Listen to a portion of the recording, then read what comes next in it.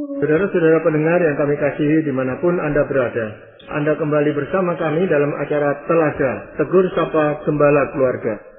Saya Gunawan Santoso dari Lembaga Bina Keluarga Kristen akan berbincang-bincang dengan Bapak Pendeta Dr. Paul Gunadi. Beliau adalah seorang pakar dalam bidang konseling. Perbincangan kami kali ini tentang anak tunggal. Kami percaya acara ini pasti bermanfaat bagi kita sekalian dan dari studio kami mengucapkan selamat mengikuti.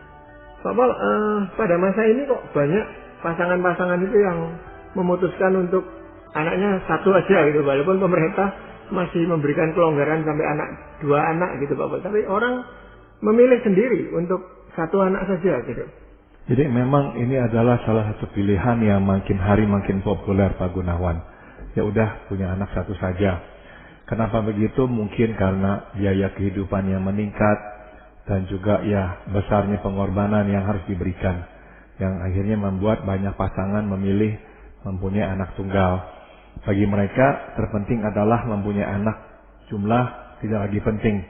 Nah itu sebab kita mesti ya meninjau beberapa masukan yang dapat kita pertimbangkan dan kita mesti lakukan dalam membesarkan anak tunggal. Ya, biasanya mereka ini akan berhadapan dengan orang tuanya Pak Paul yang menginginkan supaya nambah anak lagi gitu Pak Paul. Ya memang orang-orang yang dulu ya lebih maunya kita punya anak lebih dari satu. Tapi ya cukup banyak anak-anak, maksudnya orang-orang di masa sekarang ini yang gak mau punya anak lebih dari satu, hanya ingin satu anak saja. Konsepnya mereka mengatakan bahwa kalau ada anak pasti nanti ada berkat Tuhan sendiri, jadi pasti akan dicukupi, tidak usah khawatir. Itu bagaimana ya Bapak? Sudah tentu kita ini ya di satu pihak mesti ya percaya bahwa Tuhan itu memberkati dan akan menyediakan kebutuhan kita. Tapi nanti akan kita bahas bahwa kita juga mesti menjadi orang tua yang bertanggung jawab. Jangan sampai kita ini menjadi orang tua yang bertanggung jawab sehingga belum siap atau enggak mampu, tapi terus misalkan ya enggak menerimanya tapi mempunyai anak. Jadi sekali lagi pilihan mempunyai satu anak belum tentu merupakan pilihan yang buruk, ya tidak sama sekali. Iya, hal yang perlu diperhatikan apa Pak? Hal pertama yang mesti kita lakukan adalah dengan sehati menerima keputusan ini. Maksudnya keputusan mempunyai satu anak saja. Saya menyadari ada orang yang sesungguhnya ingin mempunyai anak lebih dari satu. Namun dalam rencana Tuhan yang sempurna, ya dan kadang sulit dimengerti ya, Dia hanya mengaruniakan satu anak.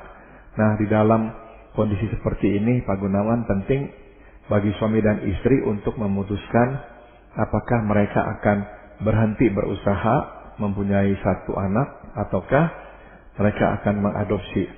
Nah apapun keputusannya, terpenting adalah mereka sehati ya, sebab bila tidak sehati, keputusan ini dapat terus disesalkan begitu. Ya, tapi dalam hal ini kan mereka bergantung sepenuhnya pada Tuhan gitu Pak Paul.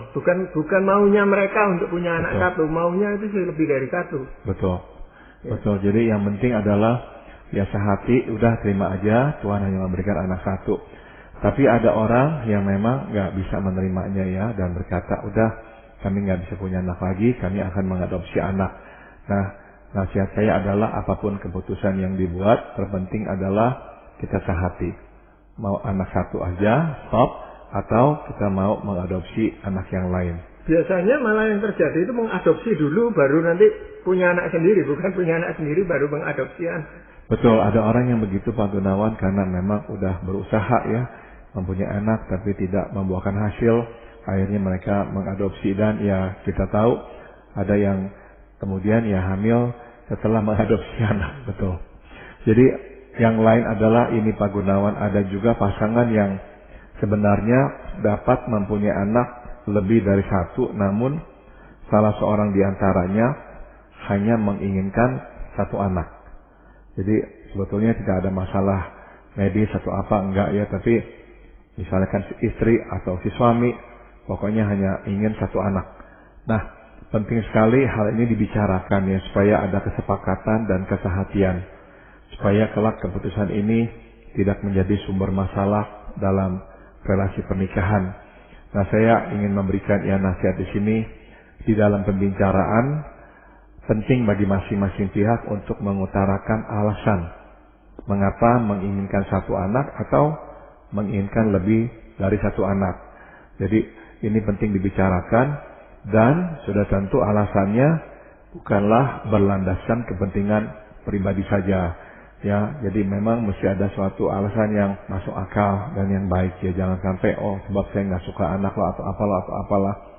Nah, makanya ya sebetulnya hal seperti ini seyogianya lah dibicarakan sebelum mereka menikah, Pak Gunawan. Iya, biasanya memang karena faktor pekerjaan, Pak Pol, di mana suami istri bekerja dan mereka tidak mampu untuk menggaji pembantu rumah tangga ataupun babysitter, sehingga mereka putuskan satu aja dulu gitu. Ya, ini yang saya pernah baca terjadi di Singapura, Pak Gunawan. Jadi sebetulnya pemerintah itu mendorong ya rakyatnya, warganya untuk punya anak lebih dari satu, tapi banyak orang-orang di Singapura yang saya baca itu nggak mau punya anak lebih dari satu, dan tidak sedikit yang malahan tidak mau punya anak sama sekali. Jadi ya udah menikah tapi memutuskan tidak punya anak sama sekali. Nah, karena apa ya? Karena tadi Pak Gunawan sudah singgung, banyak di antara mereka itu yang sangat sibuk ya, mereka bekerja pagi sampai sore atau sampai malam. Jadi mereka berkata ya nggak mungkin lah punya anak dalam kondisi seperti ini. Tapi kalau tidak mau punya anak sama sekali, apakah itu tidak berlawanan dengan kodrat mereka? Karena mereka menikah. Kalau tidak mau punya anak ya mestinya jangan menikah gitu, Pak Wan. Nah, memang sekali lagi ya kita mesti memahami kondisi masing-masing. Namun terpenting adalah seperti tadi saya sudah singgung, kalau kita memutuskan satu anak saja atau bahkan tidak punya anak, ya sebaiknya kita mempunyai alasan yang sungguh-sungguh baik ya, bukan alasan yang egois ya untuk kepentingan sendiri. Jangan sampai kita berkata, saya nggak mau punya anak karena saya nggak suka nanti ya membersihkan kotoran anak, atau nggak suka bangun tengah malam mengurus anak, atau saya nggak suka nanti saya direpotkan, saya nggak bisa pergi-pergi lagi, anak saya sekarang. Nah, kalau memang itulah dasar pemikirannya, ya memang itu keluar dari sikap egois ya. Dan kita tahu pernikahan menuntut orang untuk tidak egois, sebab kita harus hidup demi atau untuk kepentingan satu sama lain. Nah, ini untuk membuat suami istri ini sepakat dengan mereka mau punya anak berapa, itu bagaimana Pak Boleh? Kalau yang satu ngotot minta anak 3 misalnya, lalu yang satu cuma 1 aja atau bahkan sampai tidak punya anak, gimana Pak? Biasanya memang akhirnya diminta untuk kompromi, Pak Gunawan ya. Misalkan yang nggak mau punya anak, ya cobalah dipikirkan 1 anak saja misalkan, atau yang mau punya anak 3, ya udahlah turunkan hingga 2 saja. Jadi bisa ada kompromi lah gitu. Kalau dua-dua nggak mau kompromi, ya berarti susah sekali mereka ini akhirnya untuk hidup bersama-sama. Iya. Gitu. Lebih-lebih kalau mereka itu dikaruniai anak kembar, Pak Boy. Langsung sejak pertama sudah 2 gitu. Ya mau tidak mau ya mereka harus menerima itu gitu. Betul ya, dan ini adalah sudah tentu bagian dari rencana Tuhan untuk mereka yang mereka harus siap terima pula. Iya. Apa yang mau Pak Paul sampaikan dengan ini, Pak? Yang berikut adalah kedua. Jika kita hanya dapat mempunyai 1 anak atau sudah setuju mempunyai 1 anak saja. Nah, yang kita mesti lakukan adalah membesarkannya dengan perencanaan yang khusus. Begini maksud saya, Pak Gunawan. Kita mesti menyadari bahwa ada kebutuhan anak yang tidak dapat diterima secara penuh oleh karena kondisinya sebagai anak tunggal. Ini yang kita mesti sadari ya. Jadi kita mesti ya benar-benar memikirkan ke depan, merencanakannya ya. Kalau kita ingin punya 1 anak saja. Apa tuh hal-hal yang kita mesti pertimbangkan ya? Yang pertama adalah ini Pak Gunawan. Anak itu perlu bersosialisasi ya. Nah, pada saat anak kecil, dia akan bersosialisasi dengan cara bermain dengan teman. Pada saat yang menginjak remaja, ia bersosialisasi dengan cara berkelompok dan beraktivitas bersama. Sedang pada masa pemuda awal, ia bersosialisasi dalam kelompok kecil, terutama dengan lawan jenisnya. Nah, sebagai anak tunggal, nggak bisa enggak Pak Gunawan, dia akan kehilangan kesempatan bersosialisasi di dalam rumah. Sebab kenapa? Ya memang nggak ada siapa-siapa di rumah kecuali ayah ibunya. Jadi berarti semua mesti dilakukannya di sekolah atau di gereja misalnya. Nah itu sebab sebagai orang tua kita mesti memikirkan cara agar kekurangan ini dapat dipenuhi lewat jalan lain, seperti misalnya membawa anak kita itu ke rumah teman atau sanak saudaranya secara reguler sehingga anak itu bisa bersosialisasi. Atau diikutkan keterampilan tertentu, misalnya menggambar, menari atau apa, itu mereka bisa bersosialisasi di sana, Pak. Betul sekali. Jadi memang orang tua nggak bisa, oke dah punya satu anak kemudian udah diam-diam aja, enggak ya. Dia mesti sadar bahwa ya kesempatan bersosialisasi akan berkurang. Nah, mesti ditambahkan ya dengan cara ya bawa anak ikut kegiatan tertentu atau ke rumah teman-temannya. Nah, susahnya itu Pak Paul, anak-anak tunggal ini biasanya egoisnya tinggi gitu. Dia mau menang terus gitu. Sehingga ketika dibawa ke tempat-tempat pelatihan dan sebagainya itu juga kesulitan dia. Ada yang begitu Pak Gunawan. Jadi misalnya ya karena orang tua tidak begitu peka ya membesarkannya, sehingga akhirnya ya diri itu terbentuk dengan kuat sekali sehingga ya semua hanya dilihat dari satu sisi saja gitu. Maka sekali lagi penting ya, kalau kita memang udah setuju atau hanya ada satu anak, kita mesti memikirkan aspek sosialisasi ini. Iya, biasanya anak-anak seperti ini memang mau menangnya sendiri dan tidak peduli perasaannya temannya gitu Pak Paul yang datang ke rumahnya atau apa. Ada yang begitu, meskipun ya sudah tentu nggak semuanya begitu, memang tergantung pada cara orang tua membesarkan mereka juga gitu Pak. Iya, hal yang lain apa Pak? Yang lain adalah kalau kita udah putuskan udah satu anak aja, kita perlu juga memikirkan aspek relasi. Jadi tadi saya berkata sosialisasi dalam konteks berteman rame-rame, bermain rame-rame, beraktivitas rame-rame ya. Nah yang berikut, kita mesti sadari anak perlu membangun relasi, sesuatu yang lebih personal Pak Gunawan. Nah, sebagai anak tunggal, sudah tentu ia tidak dapat membangun relasi mendalam dengan kakak atau adiknya karena nggak ada. Dan itu berarti dia mesti menunggu sampai ia masuk sekolah. Jadi dengan kata lain, ya di situ saja tuh dia sudah ketinggalan lah gitu 5-6 tahun. Anak-anak lain dari umur misalnya 2 tahun, 3 tahun sudah ada kakaknya atau adiknya, ya bisa lah membangun relasi sejak dari umur segitu ya. Tapi anak-anak yang nggak ada kakak atau adik udah tentu ya harus tunggu sampai usia sekolah. Nah, jadi kita mesti membantunya untuk menjalin persahabatan dengan beberapa temannya Pak Gunawan. Jadi kita mesti awas, lihat di sekolah, di gereja siapa tuh kira-kira teman yang bisa diajaknya untuk bergaul. Nah kita ajak ke sana. Jadi enggak setiap minggu tukar-tukar teman, enggak. Kalau bisa dengan teman-teman tertentu juga selain dari aktivitas yang telah kita tadi singgung. Supaya apa? Supaya anak ini berkesempatan membangun sebuah persahabatan atau relasi yang mendalam. Nah itu biasanya kalau anaknya laki-laki lebih baik dicarikan teman yang laki-laki juga atau tidak ada masalah Pak? Karena masih anak-anak. Kalau pada masa kanak-kanak memang sebetulnya sih nggak gitu masalah ya, dia main dengan siapa saja. Tapi sudah tentu kalau bisa dengan dua-duanya. Kalau ada teman perempuan, ada teman laki. Jadi ini adalah sebetulnya kombinasi yang baik ya untuk menyeimbangkan mereka. Nah yang sulit itu adalah bagaimana anak ini bisa menyesuaikan diri dengan temannya. Temannya kan juga tidak mau Pak dikalahkan terus-menerus.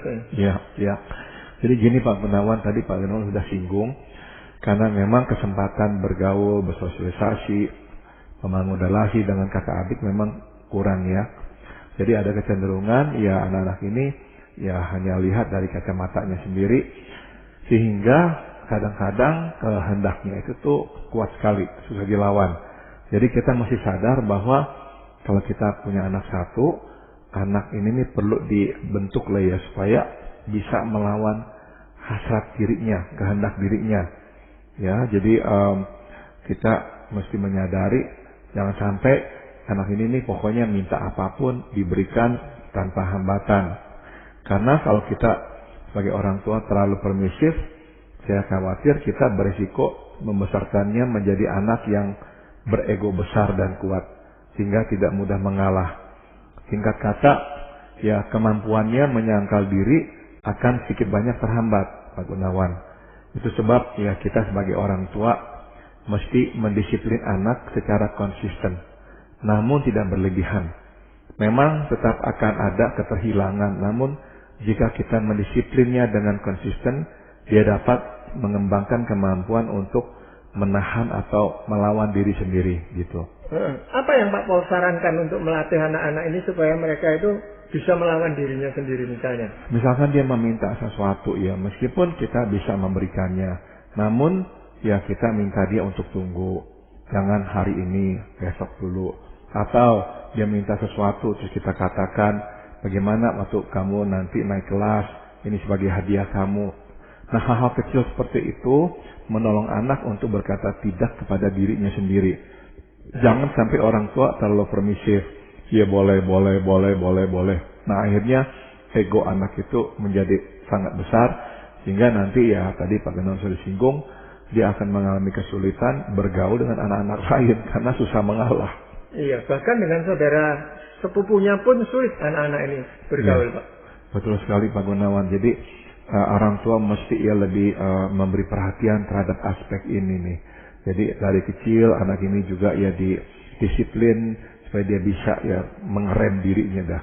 Gak usah berlebihan ya, enggak, tapi dalam batas yang wajar sajalah. Hal apa lagi yang perlu kita perhatikan dalam diri anak tunggal ini, Pak Pol? Anak ini perlu berempati Pak Gunawan, dan sudah tentu dalam kasus anak tunggal aspek berempati ini nih akan ya terpengaruhi lah. Saya definisikan berempati ini artinya dapat menempatkan diri pada posisi orang lain dan merasakan apa yang dirasakannya. Nah, oleh karena dia tidak punya saudara ya, nggak ada kakak atau adik, nah kesempatannya untuk belajar berempati terbatasi juga Pak Gunawan.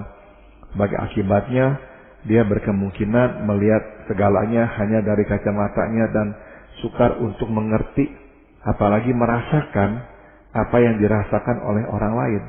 Susah gitu. Jadi, bagi orang tua ya kita mesti secara aktif mengajarkannya untuk memahami pemikiran dan perasaan orang. Iya, artinya melatih anak ini sedini mungkin itu untuk bisa merasa kasihan dengan orang lain, memberikan bantuan kepada mereka gitu, Pak. Betul. Jadi misalkan ada film yang ditonton bersama, ada adegan seseorang dilukai oleh yang satunya. Nah, kita bisa menggunakan kesempatan itu untuk mengajarkan kepada anak untuk berempati. Kita bisa tanya, menurut kamu kenapa kok dia menangis? Nah, dia bilang ya nggak tahu. Nah, kita jelaskan, karena orang itu tuh dilukai oleh sahabat baiknya. Dia percaya pada sahabat baiknya, tapi sahabat baiknya kemudian berbuat sesuatu yang sangat menyakitkan hatinya. Itu sebab dia nangis. Nah, kalau kamu nanti punya sahabat dan sahabat kamu itu juga berbuat yang sama, kamu juga akan sedih. Nah, percakapan-percakapan seperti ini menolong anak untuk berempati, Pak Gunawan. Ya, tapi itu harus dimulai juga dari kita sebagai orang tuanya memberikan teladan untuk berempati kepada orang lain. Betul sekali Pak Gunawan. Jadi kalau anak melihat orang tua juga berempati, bukan saja terhadap orang lain, tapi terhadap satu sama lain ya. Misalnya papa kok memikirkan kepentingan mama memikirkan kepentingan papa. Nah, anak melihat ini menjadi contoh yang baik. Apalagi kalau ditambah dengan anak melihat orang tua menolong orang lain dan berkata, kasihan ini orang karena dia begini. Nah, anak belajar tuh untuk mengasihani, untuk iba, dan waktu dia belajar menyelami perasaan orang lain, itu berarti dia mulai dapat menempatkan diri di posisi orang lain. Artinya sejak kecil anak ini dilibatkan dalam hal-hal seperti itu, Pak Pol ya? Betul sekali ya. Jadi kita ajak dia terlibat dalam kancah kehidupan supaya dia bisa mengembangkan empati ini. Iya. Hal yang ketiga yang perlu kita lakukan apa, Pak Pol? Menolongnya untuk menerima kondisinya ya. Jadi begini Pak Gunawan. Oleh karena kebanyakan teman-temannya mempunyai kakak atau adik, tidak bisa tidak ya, dia akan sedikit iri loh Pak Gunawan. Dia pun dapat mengembangkan anggapan negatif akan keberadaan dirinya sebagai anak tunggal, apalagi bila ia mulai merasa kesepian. Nah, di saat inilah kita mesti menjelaskan mengapa kita hanya mempunyai satu anak. Ya, jadi tadi saya sudah singgungkan ya bahwa apapun keputusan yang dibuat kita mesti mendasarinya bukan atas kepentingan pribadi ya, bahwa kita hanya ingin ada satu anak. Nah, jika anak menyimpulkan bahwa orang tua egois ya, aduh papa mama tuh egois, hanya memikirkan diri sendiri, tidak memikirkan kepentingan dia atau kebutuhannya. Nah, besar kemungkinan dia akan memberi reaksi buruk dan mengalami kesukaran menerima dirinya. Jadi yang memang saya mau fokuskan di sini adalah kita mestilah sebagai orang tua menyadari bahwa ada anak-anak tunggal yang akhirnya memang merasa ada sedikit iri, ya, karena dia ke rumah teman-temannya itu bisa main-main dengan kakak adiknya, kok dia enggak. Dia pulang, dia menjumpai kamarnya kosong, pengen ngomong sama siapa nggak bisa. Nah, dia bisa berkata tuh, kenapa kok mama nggak punya anak? Kenapa kok nggak ada adik? Nah, kalau dia dengar alasannya kok nggak masuk akal, kok papa mama itu kok kayaknya hanya mikirkan kepentingan sendiri. Nah, ini bisa menjadi masalah, Pak Gunawan. Ada yang iri, tetapi ada juga yang merasa senang karena dia menjadi satu-satunya anak di rumah itu, sehingga perhatian orang tuanya itu tertuju penuh kepada anak ini, gitu Pak. Ada, Pak Gunawan, tapi saya kok lebih meyakini begini, Pak Gunawan. Pada awalnya ya, anak-anak ini sebetulnya ada rasa yang terhilang lah, ada sedikit lah iri gitu. Tapi lama-kelamaan ya udahlah terima, dan akhirnya ya mencoba melihat hal yang positif lah dari kondisi sebagai anak tunggal. Jadi mulailah dia berkata, oh ya nggak apa-apa lah, jadi anak tunggal kan bisa dapetin banyak, bisa dapat perhatian dan sebagainya. Tapi saya yakin kok kalau diberikan pilihan ya, hampir semua anak tuh memilih ada adik atau kakak. Iya, tapi kalau mau dikatakan kita menyediakan adik lagi, itu dalam tenggang waktu berapa tahun anak ini? Memang sehingga dia siap menerima adiknya, gitu Pak. Memang sih nggak ada aturannya, Pak Gunawan, ya, banyak faktor yang nanti kita harus perhatikan. Tapi saya kira ya antara 2 sampai 5 tahun dah gitu, jangan sampai terlalu jauh, Pak Gunawan. Jadi kalau bisa ya jangan ya gap antara anak itu tuh misalnya 6, 8, 9 tahun, kalau bisa jangan, sehingga mereka berdua bisa mengembangkan persahabatan. Tapi kalau jaraknya terlalu dekat, orang tuanya memang super sibuk, ya, gitu Pak Wan. Ya. Dibandingkan kalau jaraknya agak besar, anak ini sudah bisa mengasuh adiknya, gitu. Ya, betul sekali. Jadi ya jangan sampai ya jaraknya terlalu dekat ya, sehingga nanti sukar untuk mengasuh mereka berdua. Iya. Hal yang lain yang perlu kita lakukan apa Pak? Ini hal yang keempat dan yang terakhir adalah meyakinkannya bahwa Tuhan mempunyai rencana baginya dan rencananya tidak dibatasi oleh seberapa besar keluarga. Jadi begini Pak Gunawan, mungkin setelah anak besar ya, anak tunggal ini besar, dia mulai memikirkan masa depannya. Bagaimana ia dapat bertahan hidup sendirian, tanpa kakak dan adik, ya kayak gitulah. Nah, disinilah kita harus meyakinkannya bahwa kenyataan dia adalah anak tunggal, itu tidak akan mempengaruhi rencana Tuhan atas dirinya. Saya mau ulangi lagi karena saya pikir ini baik untuk kita ingat, Pak Gunawan. Ya, kenyataan dia adalah anak tunggal itu tidak mempengaruhi rencana Tuhan atas dirinya. Ya, jadi jangan sampai anak ini beranggapan, aduh saya kehilangan berkah Tuhan, saya mungkin tidak sepenuhnya dalam rencana Tuhan karena saya anak tunggal. Justru kita mau tekankan tidak. Rencana Tuhan enggak terpengaruh ya oleh kenyataan dia adalah anak tunggal. Dan kendati dia tidak punya kakak atau adik kandung, Tuhan pasti menghadirkan kakak atau adik rohani yang tidak kalah dekat dan tidak kalah baiknya daripada saudara kandung. Nah, jadi ya sejak awal kita kenalkan anak kepada Yesus Juru Selamat dan Gembala hidup kita. Jadi sejak awal kita dorong dia untuk berserah kepada Tuhan dan rencananya, sehingga dia tahu bahwa semua yang Tuhan sudah rencanakan untuk hidupnya itu tetap akan terjadi.